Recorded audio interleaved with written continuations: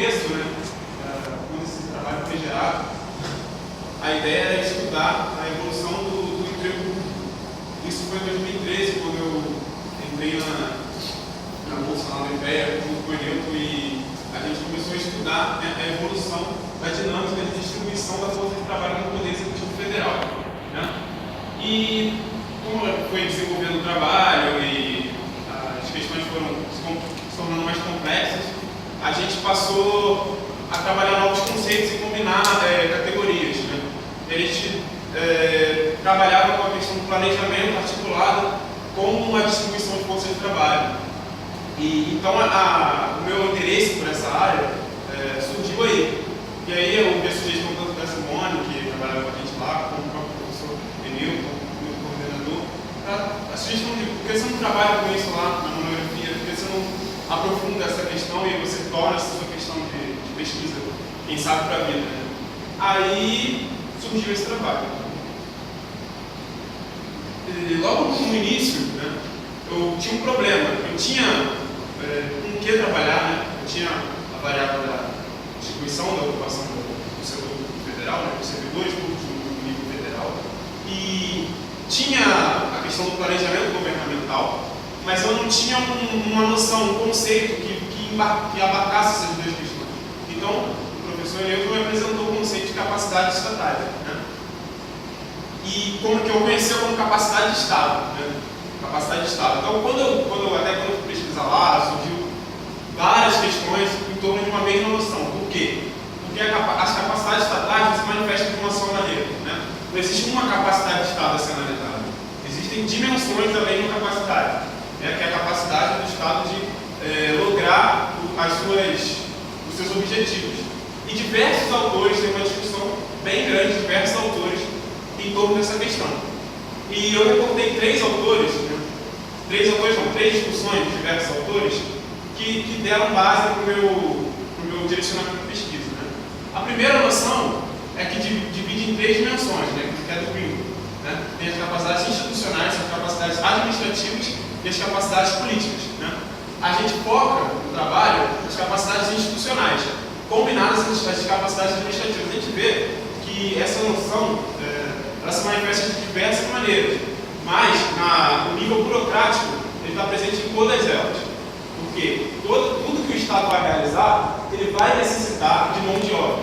Tudo que o Estado ele se propõe a fazer, ele necessita de pessoal capacitado para poder realizar isso. Então, a dimensão burocrática, a dimensão institucional está presente em qualquer que seja a capacidade. E aí tem uma autora que faz um levantamento de todos os trabalhos conhecidos e renomados na área de capacidade estatal, que é State of State Capacity, que é a Luciana Singolano, de 2013, ela faz um levantamento geral dessa noção, né? Capacidade estatal. E ela encontra, em torno de área da economia, relações internacionais, administração pública, na própria ciência política, várias pessoas que estão trabalhando com essa noção. E ela encontra várias dimensões aqui. A dimensão, como o próprio Guindon encontrou, que é a administrativa, burocrática, a coerciva militar, a de cobertura territorial e a política. Né? A nossa pesquisa, né, ela está sentada aqui. Né?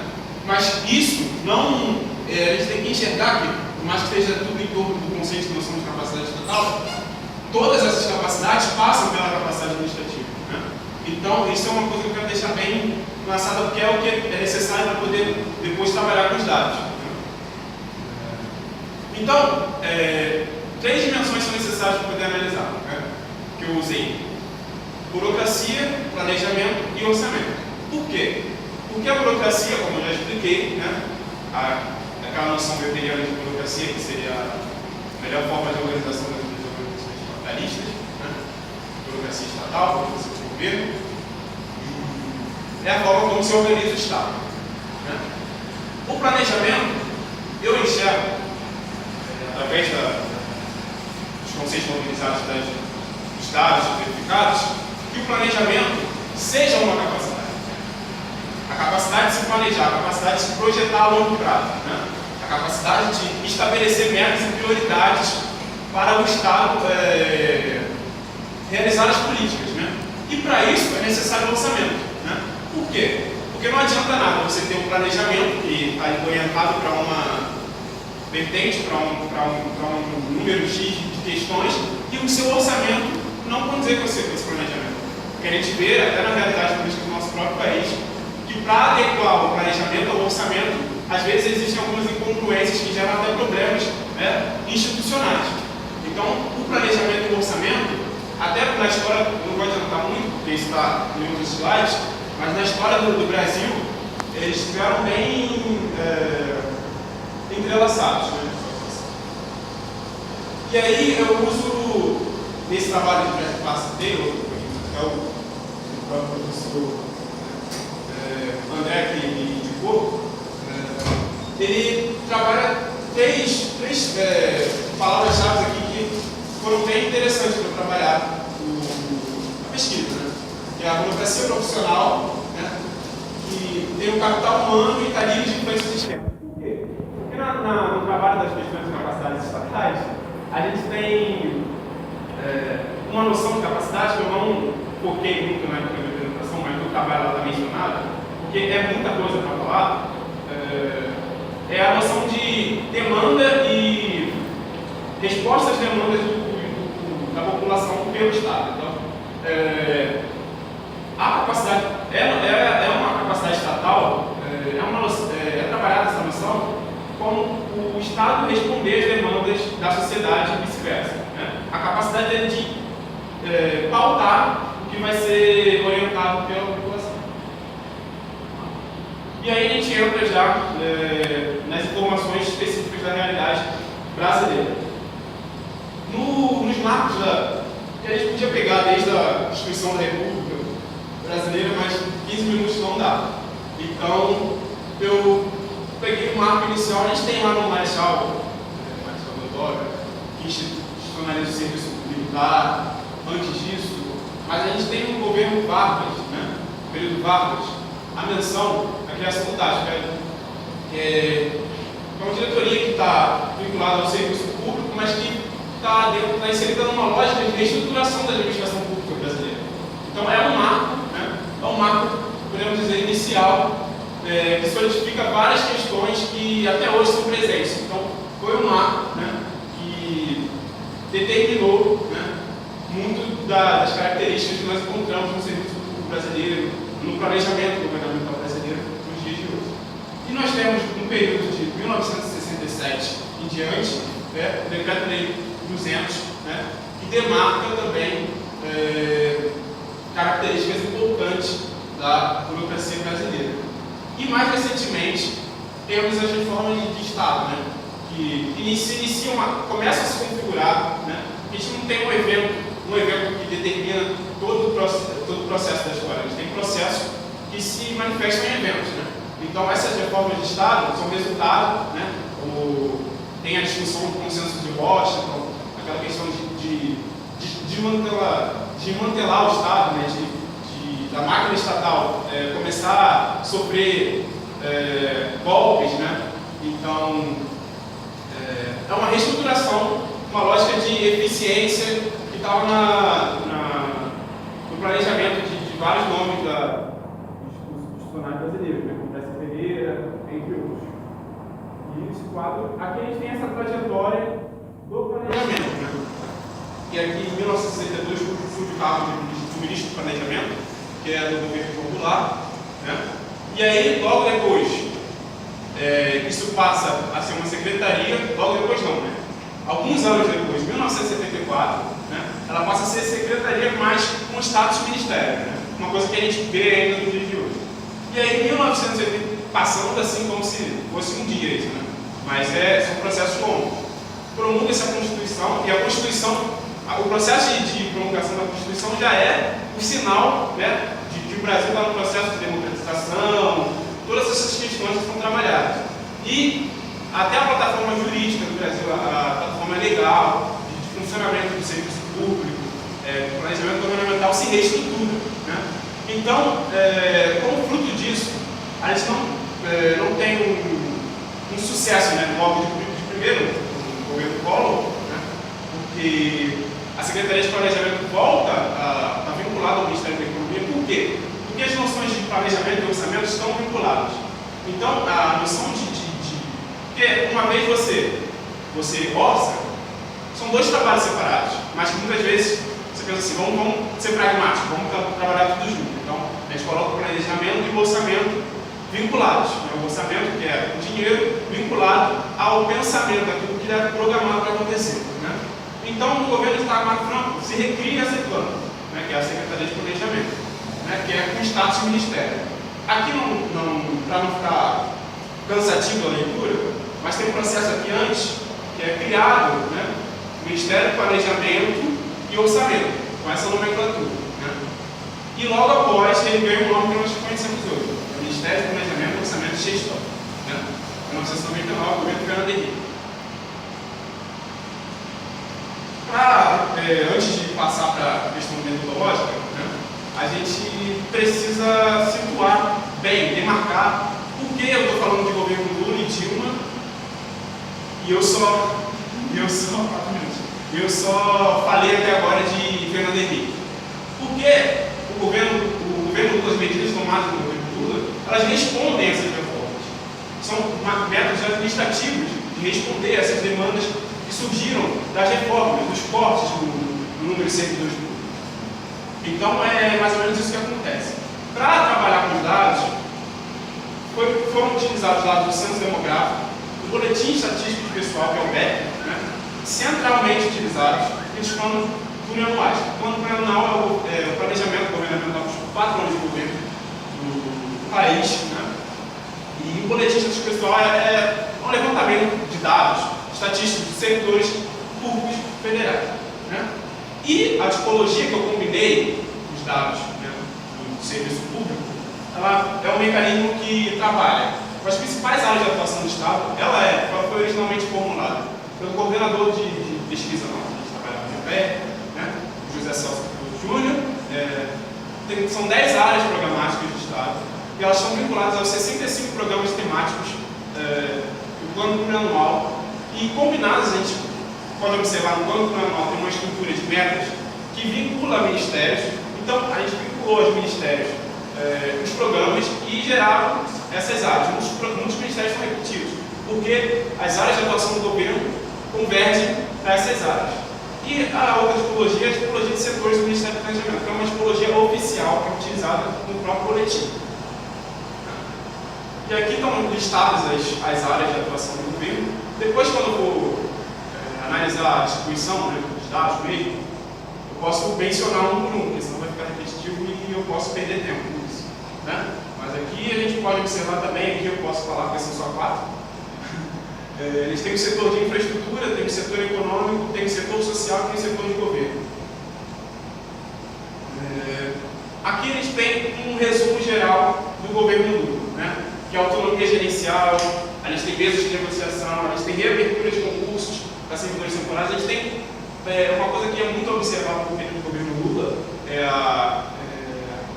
a realocação e a reposição daquilo que foi perdido no período das reformas de Estado. Né? A gente também teve uma denominada corrida à aposentadoria, né, nesse período, e então é um movimento de reposição, porque existe uma discussão, né, que foi muito presente durante o governo Lula, de que haveria um inchaço na máquina pública, que haveriam servidores demais.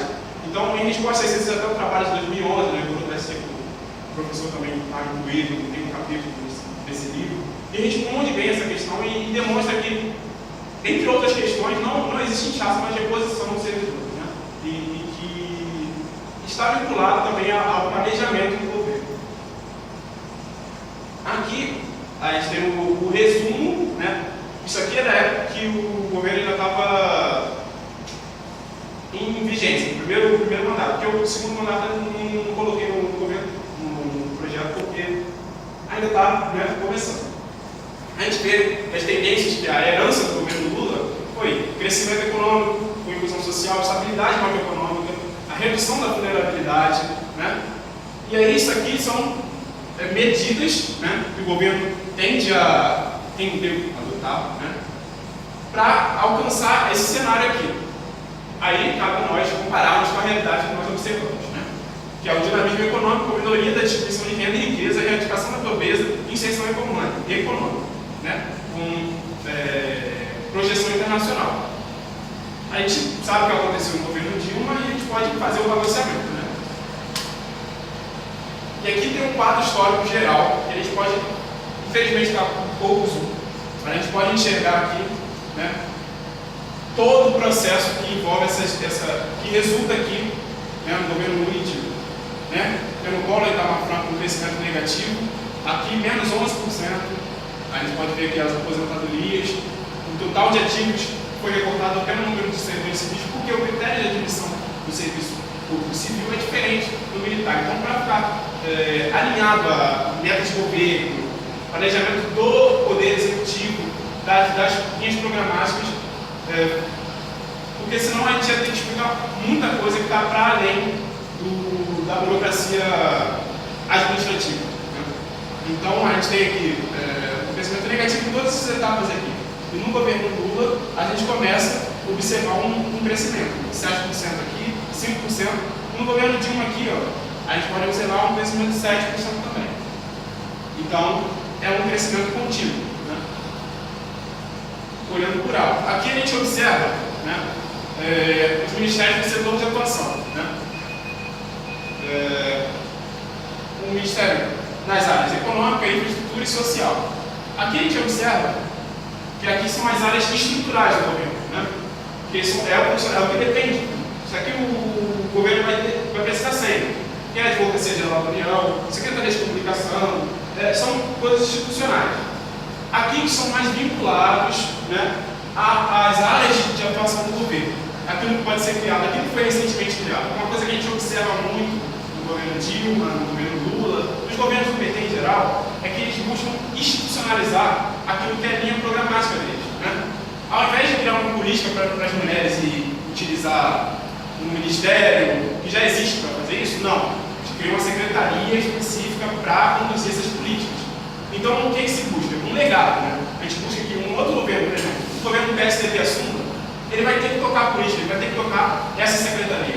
Mas o que acaba por ser observado, o que a gente observou, a gente tem o desmantelamento desses ministérios, dessas secretarias, né, nessa reforma ministerial aí, essa proposta de desmantelamento. Por quê? Porque é a pressão externa diante do excesso, né, acusado excesso de ministérios e secretarias, mas aquilo, Secretaria da Promoção da Igualdade Racial, Secretaria para Mulheres, Secretaria de Direitos Humanos, tudo isso foi criado, né, numa lógica que busca institucionalizar as leis programáticas do governo. Então a gente pode observar que depois das áreas que estão associadas ao governo, as áreas sociais são as que têm o maior número. Né? Então por quê? Porque a linha programática do governo é voltada para o social, é voltada para atender as demandas da sociedade e principalmente daquelas metas que nós observamos no próprio programa do governo Dilma, do governo Lula, de combater a desigualdade, de ter atenção a minorias e tudo mais. Aí a gente pode observar no próprio orçamento também, né? Planejamento e orçamento. Né? Aqui, o destino da verba. Né? Isso não é para ministério, isso é para orçamento dele, programas. Aqui é o orçamento de 2002 e 2015. 57% está voltado para a área social. Né? 26% para a infraestrutura e 15% para desenvolvimento produtivo e ambiental. E aqui são gastos especiais. E aqui, essa imagem eu já introduzi, né, que saiu na revista Web, uma matéria, é baseada no IBEP, é baseada no pesquisa de também, é a fonte central da onde saem todas as pesquisas. A maioria das pesquisas brasileiras, da FGV também, tem Regina Pacheco trabalhando lá, essa questão, tem outras pessoas também trabalhando, mas o enfoque central está, as pessoas se alimentam daquela fonte. Aqui a gente observa que o maior número de funcionários está no nível municipal e estadual. Então aquelas acusações que eram direcionadas ao governo federal, ao Lula, à Dilma, por inchar a máquina pública, a gente vê que tem algum problema. Né? Por quê? Porque o maior número, 54%, 6 milhões, estão no nível municipal. O maior número de concursos é realizado no nível municipal. Tudo bem, é autorizada a verba, é autorizada, mas a demanda surge na esfera municipal, a demanda surge na esfera federal. Vamos lá. E aqui é um pouco, porque são 10 áreas programáticas, né, com várias iniciativas, vários programas e várias demandas, várias coisas para mostrar.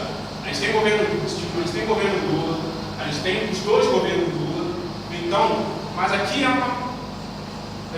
está delimitado por área. Aqui é a seguridade social, aqui é os direitos humanos e segurança pública, aqui é educação, esporte e cultura, aqui é planejamento urbano e desenvolvimento de solos, aqui é comunicação, mobilidade urbana, desenvolvimento produtivo, sustentabilidade, soberania e gestão.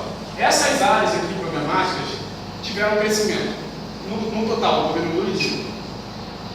Uma observação que eu tenho que fazer é que no governo Dilma, como isso aqui é um levantamento geral, no governo Dilma existiram muitas áreas que houveram queda, né? Mas como é um apanhado geral, se incorpora, porque muita coisa que aconteceu no governo Dilma é resultado de políticas implementadas no governo Lula.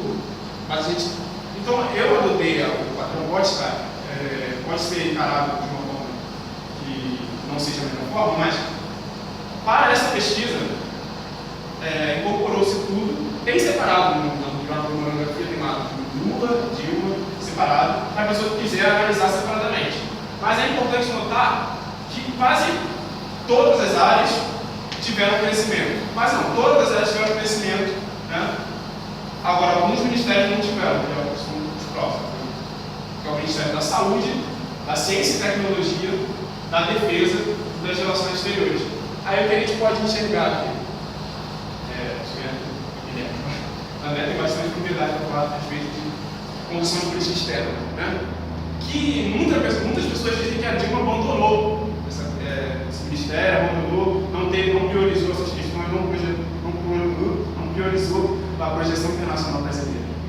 E a gente enxerga isso também por restrições orçamentárias, de planejamento e da lógica. Mas assim, no governo Lula, o Ministério da Defesa também teve uma queda, mas o Ministério das Relações Exteriores teve uma queda assim, bem grande no governo Dilma. Então, eu coloco aqui na conclusão, né, que já está super estourado, os desafios de pesquisa. Assim, essa pesquisa tem limitações, por quê? Porque não é tão simples assim vincular diretamente o planejamento que está no plano anual e dizer que todo aquele ministério vai trabalhar numa questão. Não é tão simples você colocar isso. E também existem outras variáveis a ser analisadas além do quantitativo, né? Existe a forma de admissão, existe o processo de admissão, o concurso público, como ele funciona. São coisas que são interessantes de estudar, né? Por quê? Como é que funciona o concurso público hoje, né? Como é que é uma prova de concurso público? Muitas vezes não tem um exame que, de fato, você responder umas questões, por exemplo, e sem nenhum contato com o que você vai fazer. Muitas vezes os questionamentos que tem na prova não tem relacionamento com o que você trabalhar no dia a dia. São questões assim, eliminatórias e não garantem a efetividade da implantação daquele serviço. Então, para você analisar se o serviço foi bem realizado, se aquele planejamento, você pode analisar os índices daquela área, por exemplo, políticas de promoção e igualdade racial. Você pode analisar todos os índices que são desfavoráveis e ver se eles melhoraram depois do aumento do quantitativo. São coisas que podem ser realizadas, mas o escopo dessa pesquisa não permitiu, né? O tempo, o tamanho, então demandaria mais esforço de pesquisa. Algumas observações a respeito do trabalho físico, né? Tem uma, não sei qual, eu esqueci a página agora que tem uma observação do orientador que está mencionado como se fosse um texto, né? Mas foi um erro que foi a versão errada impressa. E também nas tabelas de secretarias, que não tem o dado de 2014, por quê? É porque isso é solicitado pelo portal de transparência, né? Se solicita, eles demoram para responder. E até o momento presente, eles não responderam, não tínhamos esses dados. Então, o dado que está ali para apresentar esse crescimento é referente a 2013, que é o último ano que está mencionado lá no